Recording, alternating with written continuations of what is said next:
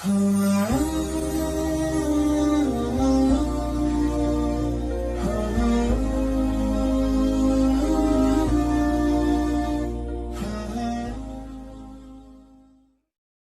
hadis yang diriwayatkan, Abdullah bin Mas'ud Rasulullah bersabda, "Hendaklah kalian selalu berlaku jujur karena kejujuran membawa kepada kebaikan dan kebaikan mengantarkan seseorang ke surga. Dan apabila seseorang selalu berlaku jujur dan tetap memilih jujur, akan dicatat di sisi Allah dirinya sebagai orang yang jujur." Hadis sahih di atas menggambarkan keutamaan bersikap jujur. Paulo SWT menyukai orang-orang yang jujur. Bahkan, hidayahnya dapat turun melalui perantaraan tindakan dan lisan yang berterus terang. Inilah faedah jujur yang dicontohkan Syekh Abdul Qadir Al-Jailani. Saat dirinya masih remaja, Abdul Qadir hijrah dari Makkah ke Baghdad. Di kota berjuluk 1001 Malam itu, ia ingin menuntut ilmu-ilmu agama. Ibundanya memberikan bekal uang sebanyak 40 dinar kepadanya. Tatkala sampai di daerah Hamdan, rombongan kami dicegat sekelompok perampok, kata Syekh Abdul Qadir menuturkan. Salah seorang perampok menghunuskan pedangnya ke leher Abdul Qadir muda.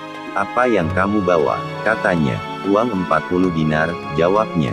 Mendengar itu, si perampok mengira Abdul Qadir berkata selugas itu untuk membohonginya. Ia pun meninggalkan pemuda itu untuk kemudian menodongkan senjata ke anggota rombongan lain. Setelah itu, perampok itu pergi, tetapi datang lagi seorang di antara mereka. "Apa yang kamu bawa?" gertaknya.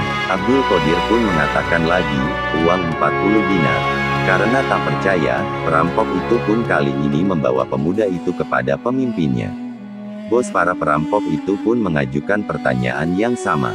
Abdul Qadir menjawab apa adanya. Lalu, pemimpin gerombolan itu berkata, "Apa yang membuatmu selalu berkata jujur?" "Ibuku memerintahkanku untuk selalu berkata jujur, dan aku takut akan mengkhianatinya," jawab Abdul Qadir dengan tenang.